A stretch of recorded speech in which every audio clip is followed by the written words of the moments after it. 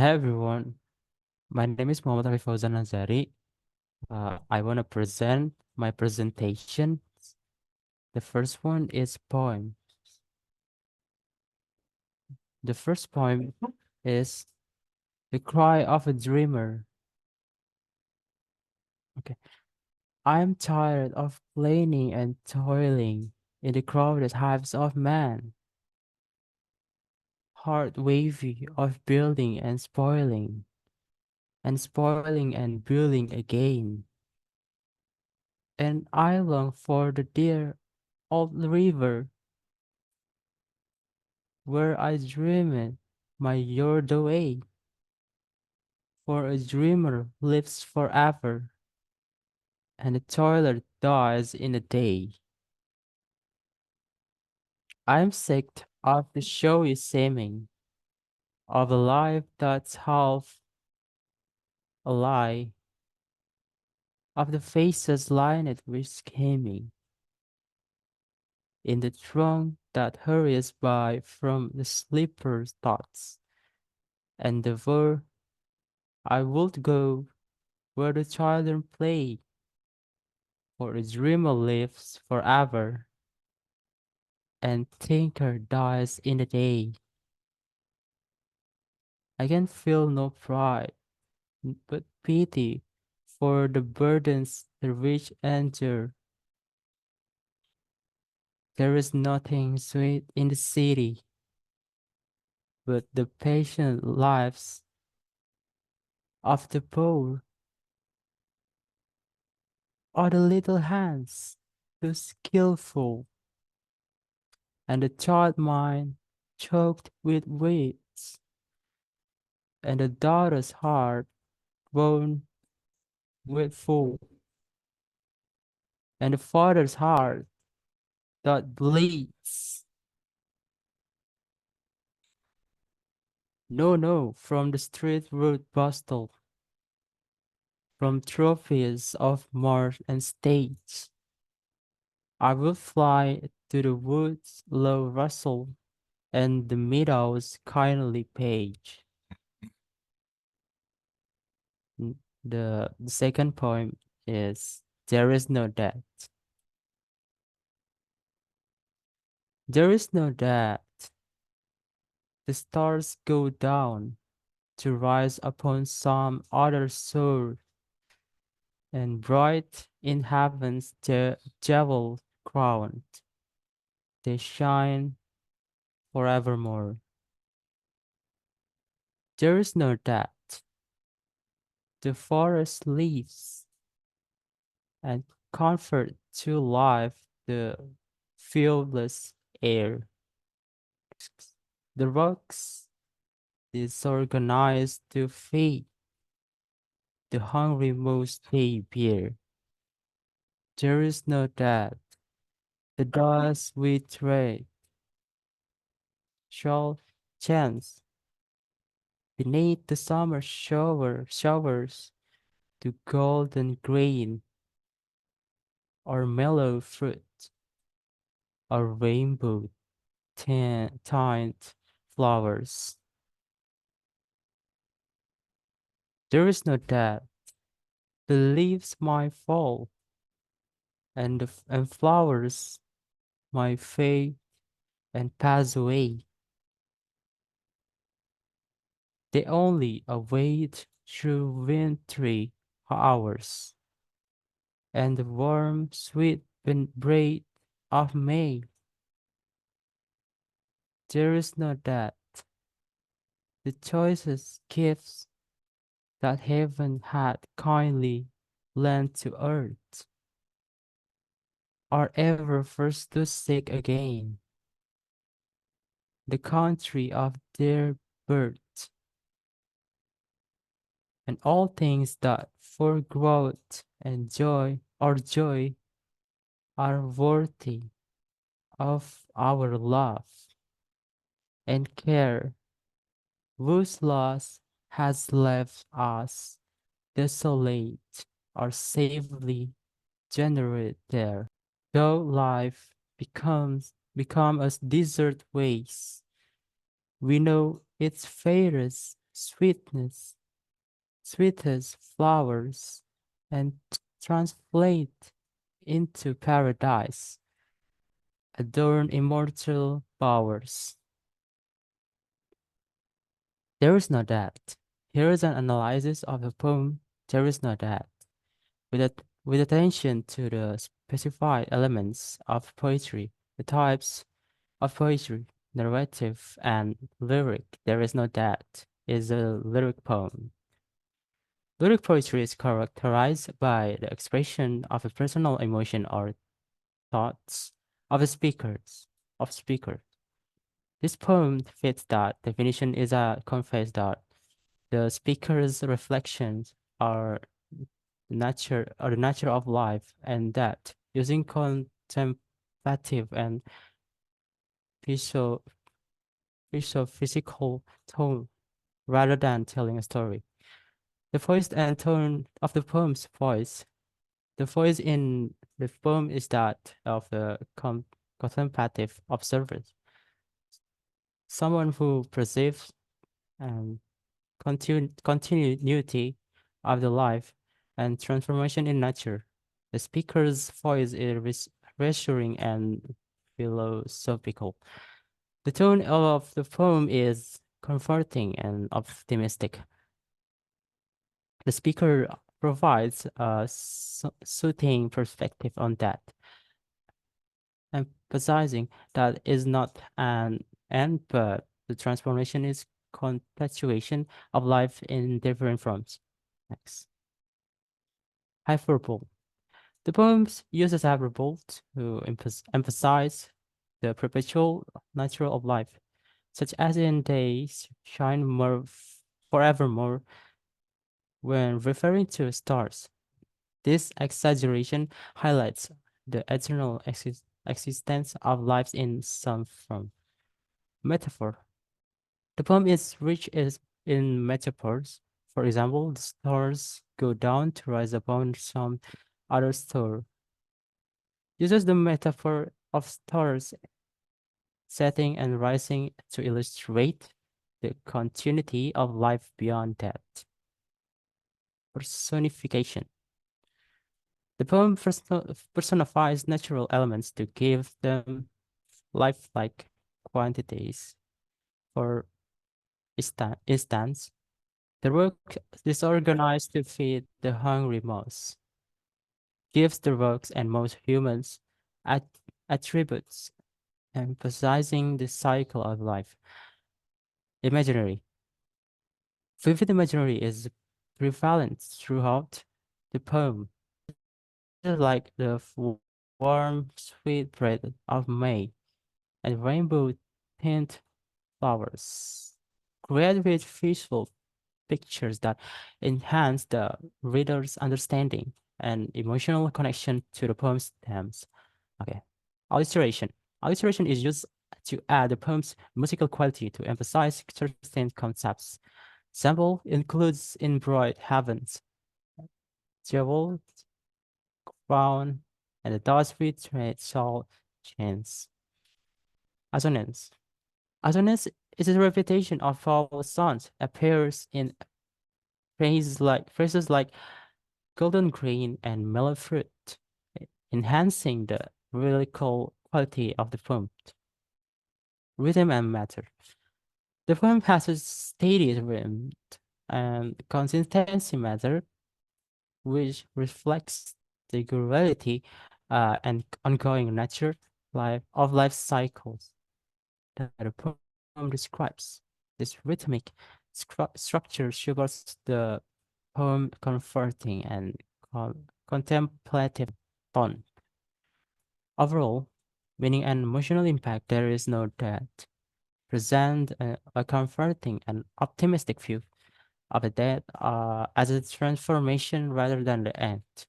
The poem's lyrical elements, such as the personal voice and a tone, vivid imaginary, uh, virtues of metaphors and personifications, convey a sense and continuity and enter life.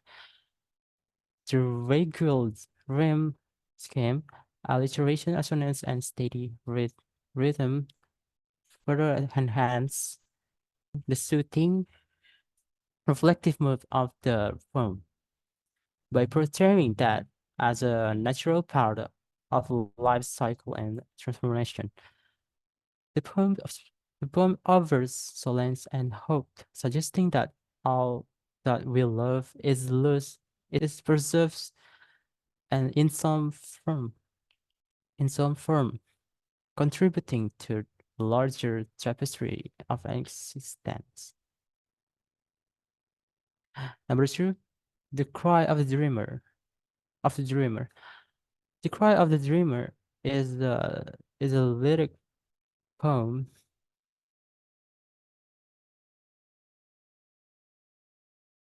no emotion or thoughts of speakers, often in musical rhythmic form. This poem fits the definition. It reflects the personal feelings and deep longings of the speakers, rather than telling a chronological story of the narrative or a narrative. The voice and tone of the poem's voice, the voice in a poem that of this illusionate dreamer.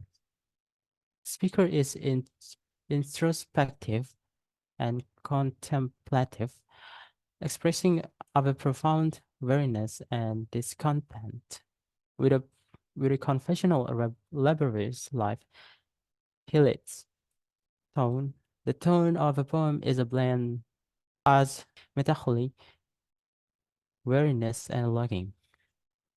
The speaker confesses a sense of exhaustion and disillusionment with the superficial and demanding nature of life in the city, and intense yearning for simplicity and serenity of nature, the innocent dreams of youth.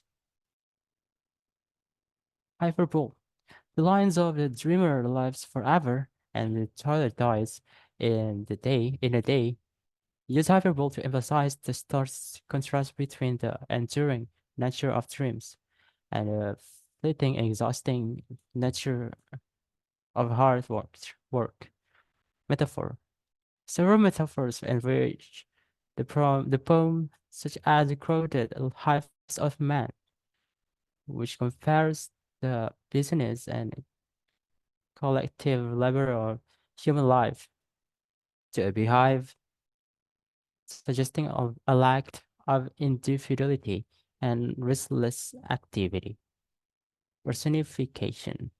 The city and its aspect are personified with phrases like with a line with scheming, giving human attributes to and the environment to highlight the state and hardships faced by individuals. Imagery. The poem is filled with vivid imagery that paints a clear picture of both the stressful urban life and the serene natural world.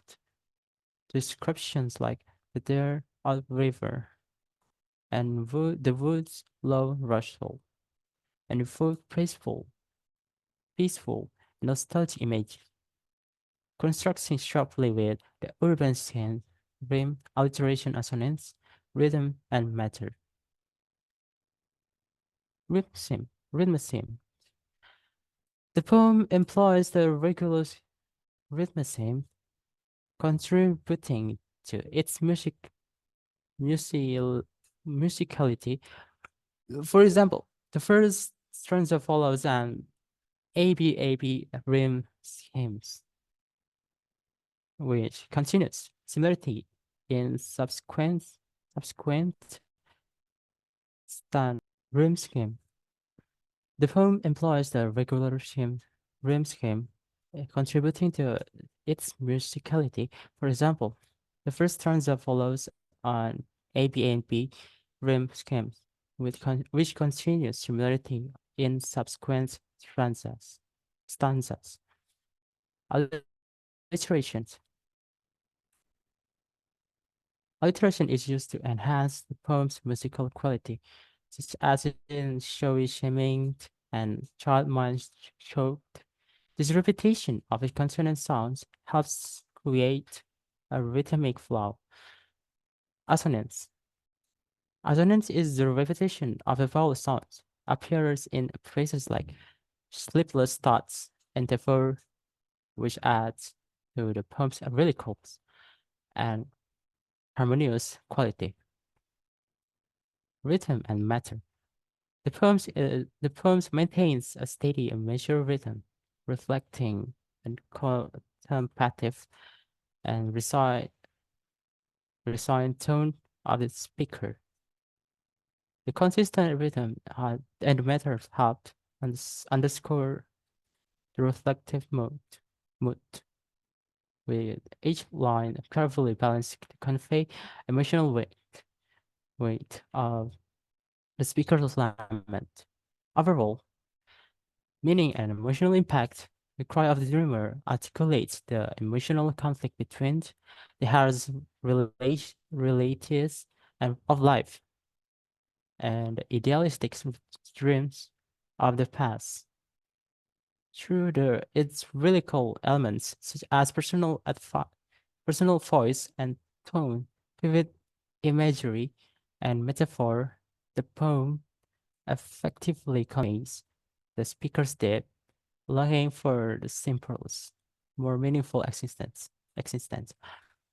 The contrast between the burdens of city life and the idyllic memories of the earth creates a poignant emotional impact, resonating with anyone who has felt the pressures of modern life and yearned for return innocence and peace. Elements of poetry, rhyme, alliterations, assonance, imaginary. Rhyme. Lines of verse are said to rhyme when the ends of their final words have identical sounds, come with bounce band with emptying of quivers. Maiden most perfect, Lady of Light, with a noise of winds and many rivers with a clamor of waters with might.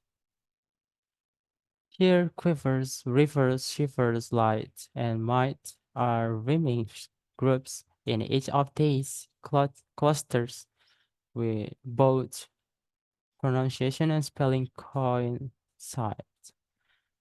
Since rimming is a matter of sound, though, is a different in spelling is of no consequence so long as the various spellings represent the same sound. Lines of verse are said to read when the ends of their final words have identical sounds, come with vowels, bend, and with emptying of quavers. Maiden most perfect, come with vowels, bend, with emptying of quavers. Maiden most perfect, Lady of Light, with a noise of winds and many rivers, with a clamor of waters and with might. Her quivers, rivers, shivers, light, and might are rimming groups. In each of these cluster both pronunciation and spelling coincide.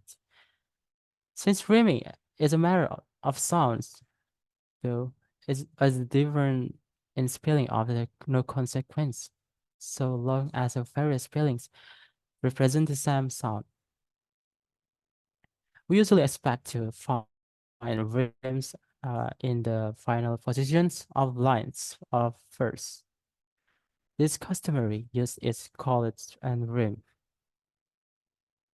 Some poets enrich their verbal melody by placing a word within the line, usually at or near the middle. To rhyme with the final words, such internal rhyme enhances the the binding effects of rhymes. It may also give great stress to certain lines if most lines in the poem do not share this quality. Alliterations. Alliteration is a repetition of the initial consonant sounds, as in a pegged of pickled peppers. Alliteration has developed largely through poetry, in which it more narrowly refers to the repetition of the consonants in any syllables that, according to the poem's matter, are stressed in the James Thompson's verse. Come dragging the lazy languid like along. Alliteration is usually dis- distinguished as and written from the mere repetition of same sounds at the positions other than the beginning of its words. Where the consonants, as in some mammals, are clammy consonants, are full, as in yellow wedding bells, assonance. But the term is sometimes is used as broader senses. Alliteration may also include the use of the driven consonants with similar properties, labial dentals, etc., or or even or even the unwritten glottal stop that precedes virtually every word initial vowels in English language. As the phrase apt alliterations artful eight. Despite the unique pronunciation of the A in each word, alliteration is commonly used in many languages, especially in poetry. Alliterative verse was an important ingredient of poetry in Old English. In other Old Germanic languages like Old High German, Old Norse, Old Saxons. Assonance. Assonance is a repetition of vowel sounds in words that are close to each other. This also includes diphthongs like alliterations. Is isn't the sound rather than the letter used that is important. When the speaker of John Petulant, uh, subalterns, subalterns love songs, says, Westering and questioning settles the sounds on the low letter window. The line is born out with assonance on the A sounds, like the string alliteration and rhyme throughout. These adds to the jaunty music of the poem. More subtle is a variant, rich use of the technique of in opening of words, where the vowel sound is stir the nerves. The woven together with those of letters from the depth and skeleton and petals. The way you use assonance can change the mood of the poem. Long vowel sounds will decrease the energy that at the point in the poem and make the mood more serious. Higher vowel sounds will increase the energy and lighten the mood. The example of assonance poem is an excerpt from The Bells by Edgar Allan Poe. From the second at stanza, hear the mellow wedding bells, golden bells. Word of happiness their harmony foretells. Through the balmy air of night, how they ring of their delight. Imaginary. Imaginary poetry is a form of a poetic expression that delves into the realms of the imagination. Often exploring fantastical, surreal, otherworldly themes. This type is this type of poetry allows poets to create vivid imaginary, dream dreamlike scenarios and extraordinary narratives that tras- transcend the boundaries of reality. Here are some characteristic and elements often found in imaginary poetry. Number one, fantastical elements. Incorporation of magical, mythical, or fantastical creatures and settings. Two, surreal imagery. Use of dreamlike or surreal imagery to invoke a sense of wonder or confusion. Three, metaphorical language. Have you used of metaphor or similars to convey abstract idea and emotions? Or evocative descriptions, rich detailed description that paint vivid picture in the reader's mind. 5. Symbolism. Use of symbols to present deeper meanings and concepts. That's all my presentation. So thank you for watching.